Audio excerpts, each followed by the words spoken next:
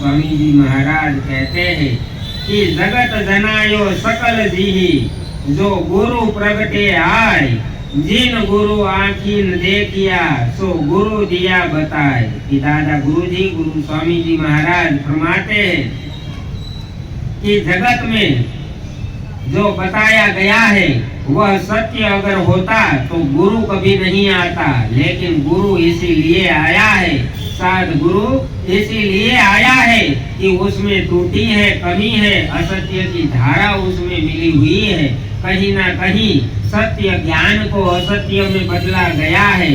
अपने स्वार्थ के कारण, अपने मान सम्मान को पूर्ण करने के कारण, अपने अहंकार का मान रखने के कारण धर्म के ठेकेदारों ने सत्य को असत्य में बदला है, ताकि हर जीव अपनी मूर्खता पर चलता रहे और सत्य को कोई प्राप्त न कर पाए। इसलिए अपनी खोज करो।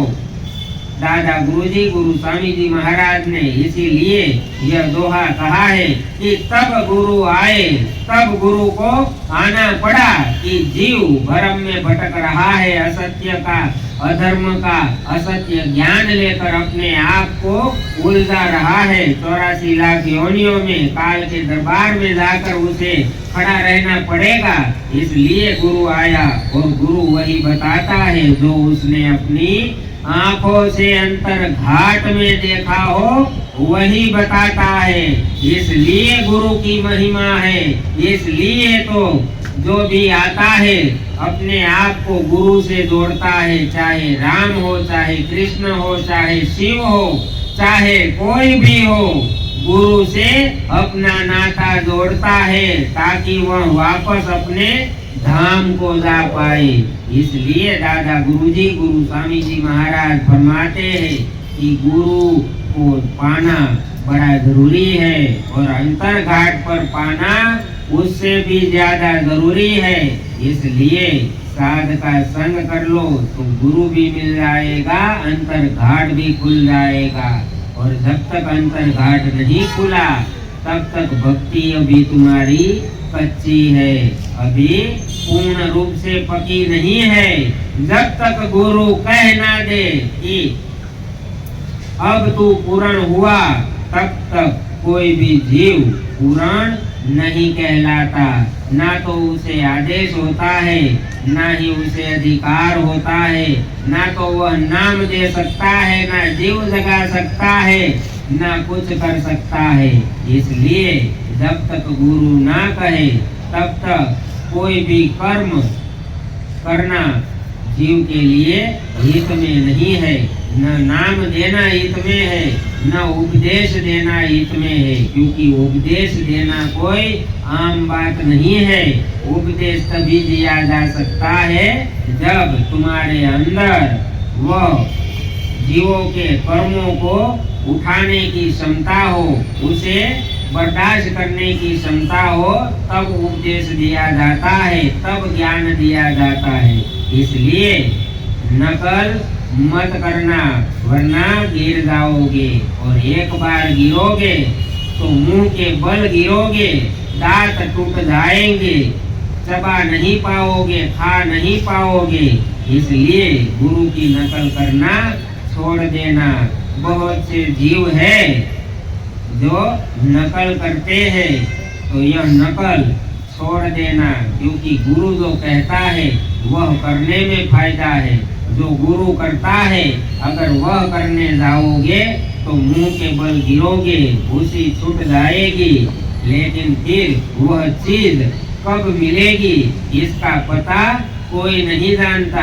कब गुरु की मौज हो, कब गुरु तुम्हें वह चीज तुम्हें वापस दे, इसकी कोई गारंटी, कोई समय, कोई तिथि, कोई वार, कोई मर्यादा नहीं होती।